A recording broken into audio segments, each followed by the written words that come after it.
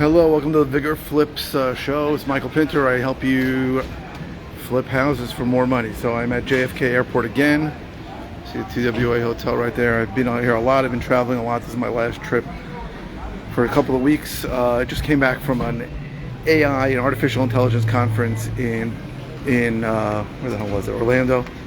Waiting to get picked up from the airport, and I think I was the only real estate guy at the conference. So when I tell people what I do, they say something like, well, it must be much harder to do that now.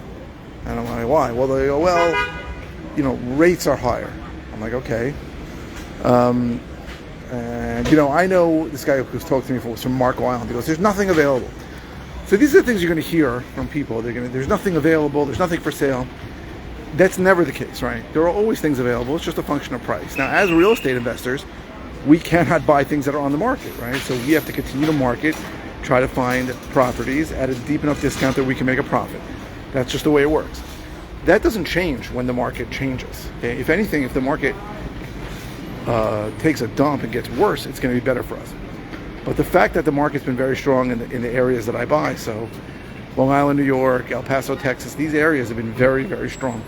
That's good for me, right? The only thing I really fear is that the market's going to take such a severe drop, sort of like what it did in 2008, 2009, that I'm going to get caught holding things that are going to be worth less money. And I don't hold things for that long, so I'm hoping it won't happen, but it may happen, and I understand there is risk, and I could lose money. I'm losing money on a deal right now that I bought just because I held it way too long and I paid too much for it. So that can happen too. And I think if you look at holistically, if you do enough deals, you're going to lose money on them. I've heard people say they never lose money. I guess if I was in a market where I can hold things and that, sort of just wait and be cash flow positive, then maybe I could always make money, because if I, like on this property that I'm going to lose money on, I could theoretically hold it, but I cannot rent it for my costs. My costs are much higher than I could rent it for. So that's how it works in New York. In El Paso, I might have the option to do these things, but I think losing money is part of the business. It just hopefully happens very, very few and far between. This is the first property I've lost money on in several years. So people just don't really understand. They sort of think that market factors that affect them or their thoughts affect real estate investors. They very often don't. So, but I implore you to understand that there's no such thing as there's nothing for sale. There's no such thing as nobody's buying. There's always somebody buying, and there's always somebody selling. These are only functions of price. Real estate in the 21st century really is a commodity. It's commodity because there are people all over the world that are looking for a bargain.